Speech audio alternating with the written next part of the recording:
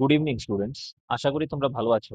গত কয়েকদিনে আমরা সেট থিওরি এবং রিলেশনের উপর অঙ্ক করেছিলাম এবং বিভিন্ন থিওরি দেখেছিলাম, সেই থিওরিগুলো ডিটেলস ডিসকাস করেছিলাম। লাস্ট আমরা করেছিলাম ইকুইভ্যালেন্স রিলেশন, এবং ইকুইভ্যালেন্স রিলেশনের উপর কিছু অঙ্ক আমরা করেছিলাম। তো আজকে আমরা একটি নতুন টপিক শুরু করতে যাচ্ছি, সেটি হচ্ছে ফাংশন। তাহলে আজকে টপিক হচ্ছে ফাংশন।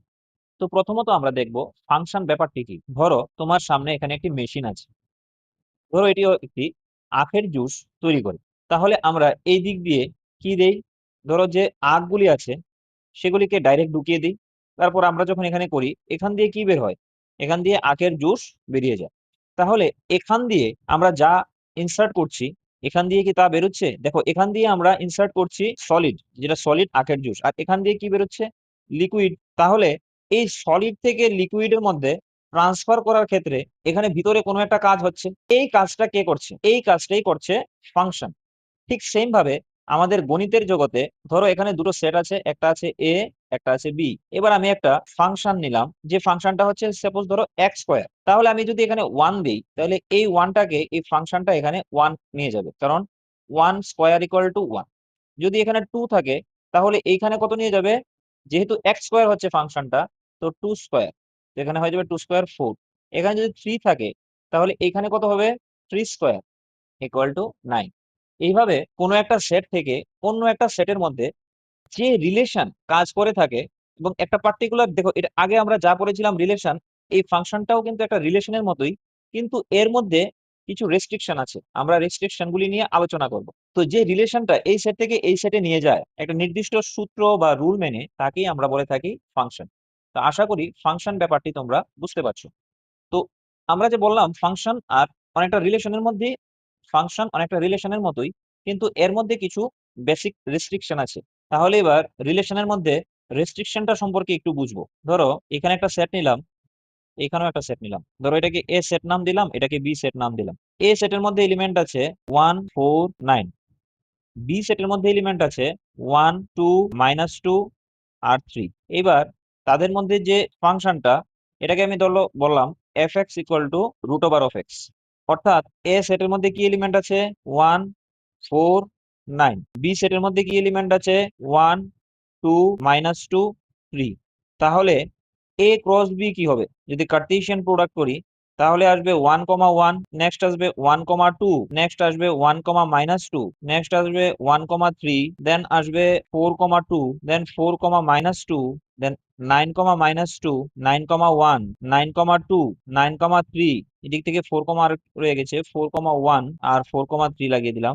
দেন হয়ে যাবে ওয়ান হয়ে গেল, ফোর হয়ে গেল, নাইন হয়ে গেল, বাস এই এলিমেন্ট গুলো হবে। তাহলে এবার এটার মধ্যে থেকে যদি রিলেশন নেই, রিলেশনটা কি হবে, এই কার্টেসিয়ান প্রোডাক্ট এ ক্রস বি এর একটা সাবসেট, যেখানে প্রত্যেকটা এলিমেন্ট এর মধ্যে কিরকম, এভাবে ডিফাইন করে দেই, A related to B such that root over of A করলে আমরা বি পাই। এই হলো আর এর রিলেশনটা।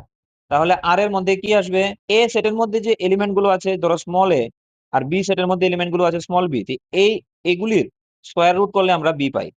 তাহলে কোনগুলো আসবে, দেখো ওয়ান এর স্কোয়ার রুট করলে আমরা বি ওয়ান পাই, তাহলে ওয়ান কমা ওয়ান আসবে। আর এগুলো থেকে একটাও আসবে না, কারণ এখানে ওয়ান এর স্কোয়ার রুট করলে টু পাওয়া যায় না, ওয়ান এর স্কোয়ার রুট করলে মাইনাস টু পাওয়া যায় না, ওয়ান এর স্কোয়ার রুট করলে থ্রিও পাওয়া যায় না।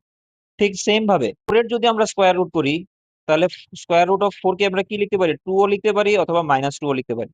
তো এখান থেকে ফার্স্ট এলিমেন্টে ফোর কমা টু এটাও আসবে, এবং ফোর কমা মাইনাস টু এটাও আসবে, এবং নাইনের সাথে স্কোয়ার রুট করলে কি হয়, থ্রি। কারণ আমি এখানে থ্রি এলিমেন্টই নিয়েছি, মাইনাস থ্রিও হতো, কিন্তু এই মাইনাস থ্রি এলিমেন্ট আমি যেহেতু এই বি সেটের মধ্যে নেইনি, তাহলে এখানে আর লিখতে পারবো। তো নাইন কমা থ্রি, এই হচ্ছে রিলেশনটা। এখন এই রিলেশনটার থেকে, এই রিলেশনটাকে কি আমরা ফাংশন বলতে পারবো? এটাকে ফাংশন অবশ্যই বলতে পারবো না। কেন বলতে পারবো না, দেখো এই যে এই রিলেশনটাকেই তো এখানে ছবির মাধ্যমে এস্টাবলিশ করা হয়েছে, যেখানে এই যে রিলেশনটা হচ্ছে রুট ওভার অফ এক্স। বা এটাকে আমি লিখতে পারি এ, ওই যেটা আগে লিখলাম এ আর বি, যেখানে এ হচ্ছে এগুলো এ সেটের এলিমেন্ট, আর বি হচ্ছে এই সেটের এলিমেন্ট, যেখানে স্কোয়ার রুট অফ এ করলে আমরা কি পাই, বি পাই।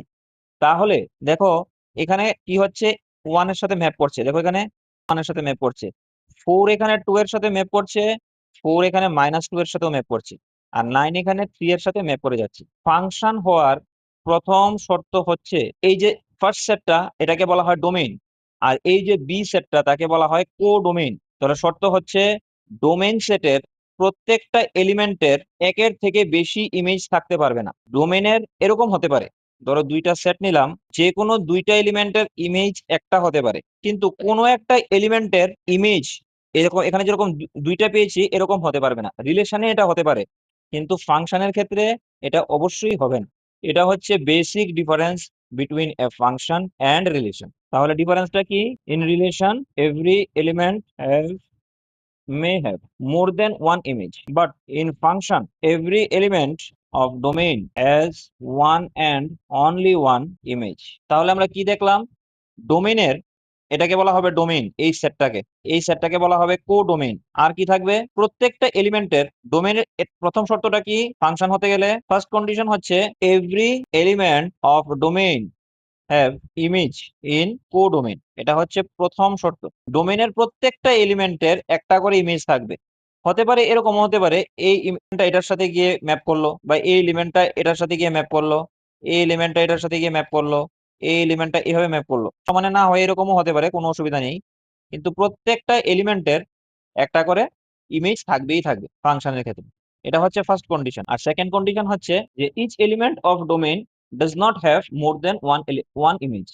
মানে ডোমেইনের যে এলিমেন্ট গুলো আছে, যে কোনো একটা এলিমেন্ট যদি কনসিডার করি, আর এটা যদি কোডোমেইন হয়, ধরো এই এলিমেন্টকে কনসিডার করলাম, এটা এরকম দুইটা বা দুইয়ের একের বেশি এরকম ইমেজ থাকতে পারবে না। যদি হয় তাহলে এটা ফাংশন হবে না। তাহলে আশা করব ফাংশন ব্যাপারটি তোমরা বুঝতে পেরেছো, যে ফাংশন হচ্ছে একটা অপারেটর বা রিলেশন যার মধ্যে কিছু স্পেসিফিক কন্ডিশন দেওয়া আছে। এই এই ফাংশনটা ডোমেইন থেকে কোডোমেইনের মধ্যে এলিমেন্টের মধ্যে একটা ম্যাপিং সৃষ্টি করছে, এই পার্টিকুলার কন্ডিশন গুলোকে ফলো করে। তো নেক্সট আমরা পড়বো ডোমেইন, কোডোমেইন এন্ড রেঞ্জ। দেখি ব্যাপারটি কি। ধরো এটা হচ্ছে এ সেট, এটা হচ্ছে বি সেট। এই সেট থেকে একটা এলিমেন্ট এই সেটের মধ্যে ম্যাপ হচ্ছে। তাহলে প্রথম যে সেটটা, ফার্স্ট সেট, এটাকে আমরা বলবো ডোমেইন। আর সেকেন্ড যে সেটটা, এটাকে বলবো কোডোমেইন। আর রেঞ্জ ব্যাপারটি কি? ধরো এই সেটের মধ্যে এলিমেন্ট আছে 1 2 3, আর ধরো এই সেটের মধ্যে এলিমেন্ট আছে 1 4 9 15 19 এন্ড 20, এবং যে ফাংশনটি সেটা দেওয়া আছে fx ইকুয়াল টু স্কোয়ার, আগের মতোই। তাহলে 1 এর জন্য আমরা স্কোয়ার করলে পাবো এই এলিমেন্টটা, 2 এর স্কোয়ার করলে পাবো আমরা 4, আর 3 এর স্কোয়ার করলে আমরা পাবো 9। তাহলে কি দেখলাম? ডোমেইনের প্রত্যেকটা এলিমেন্টের একটা করে ইমেজ আছে। এই ইমেজ গুলোকে নিয়ে আবার একটা সেট বানানো যায়। এখানে তো আরো অনেক এলিমেন্ট আছে, কিন্তু এই ইমেজ গুলোকে নিয়ে একটা সেট বানানো যায়। এটাকে আমরা বলবো রেঞ্জ অফ দ্য ফাংশন। আমরা ডিনোট কিভাবে করবো? আর তাহলে ডেফিনেশনটা কি হবে রেঞ্জের? ডোমেইন এবং কোডোমেইন কি সেটা তো বুঝতেই পারছো। আর রেঞ্জের ডেফিনেশনটা set consisting all the images of the elements of domain A. মানে ডোমেইন এর যে এলিমেন্ট গুলি আছে তার ইমেজ গুলিকে নিয়ে যে সেটটা গঠন করা হয় তাকেই বলা হবে রেঞ্জ, এবং একে ডিনোট করা হবে কিভাবে? আশা করি তোমরা বুঝতে পেরেছো। নেক্সট আমরা জানবো one and many one mapping সম্পর্কে। ধরো আমরা দুটি সেট নিলাম, একটি এ, অপরটি হচ্ছে বি। এ সেটের মধ্যে এলিমেন্ট কি আছে 1 2 3 4, এন্ড বি সেটের মধ্যে এলিমেন্ট কি আছে 3 4 5 6, এবং তাদের মধ্যে যে অপারেশনটা বা অপারেটরটা রয়েছে এফএক্স, সেটাকে আমরা ধরে নিলাম x+2। তাহলে এখানে লিখি fx ইকুয়াল টু x+2। তাহলে এই অপারেশনের ক্ষেত্রে এফ এর মধ্যে যদি ফার্স্ট এলিমেন্টটা 1 বসাই তাহলে কি হবে? 1+2 ইকুয়াল টু 3। মানে এই 1 এলিমেন্টের জন্য এটা ম্যাপ হচ্ছে কার সাথে? বি এলিমেন্টের 3 এর সাথে। ঠিক সেম ভাবে 2 যদি বসাই তাহলে আসবে 4, 3 যদি বসাই তাহলে আসবে 5, এন্ড 4 যদি বসাই তাহলে আসছে 6। তাহলে তুমি দেখো বি এর মধ্যে আমি যে এলিমেন্ট গুলি নিয়েছিলাম 3 4 5 6, এর প্রত্যেকটা এলিমেন্টের সাথে বি এর প্রত্যেকটা এলিমেন্টের একটা ম্যাপ পাওয়া যাচ্ছে। তাহলে এখানে দেখো 3 আর 4 কিন্তু ইকুয়াল নয়। তাহলে এটা যদি হয় ধরো সাপোজ x1, এইটা যদি হয় x2, আর ফাংশনটা যদি হয় এরকম fx, তাহলে আমি এখান থেকে লিখতে পারি fx1, এখানে লিখতে পারি fx2, x3 x4 অনেক কিছু হতে পারে, আমি জাস্ট x1 আর x2 লিখলাম। তাহলে 1 এর জন্য যেরকম আলাদা ইমেজ পাচ্ছি, 2 এর জন্য আলাদা ইমেজ, 3 এর জন্য আলাদা ইমেজ, 4 এর জন্য আলাদা ইমেজ। মানে প্রত্যেকটা এলিমেন্টের জন্য এখানে আমরা আলাদা করে ইমেজ পাচ্ছি। এই ধরনের যে ম্যাপিং গুলি সেটাকে বলা হয় ওয়ান ম্যাপিং। তাহলে ওয়ান ম্যাপিং এর ম্যাথমেটিক্যাল ডেফিনেশনটা কি হবে? For x1 x2 belongs to এ, যদি F x1 equals to F x2 হয় তাহলে কি হবে? x1 অবশ্যই x2 ইকুয়াল টু হতে হবে।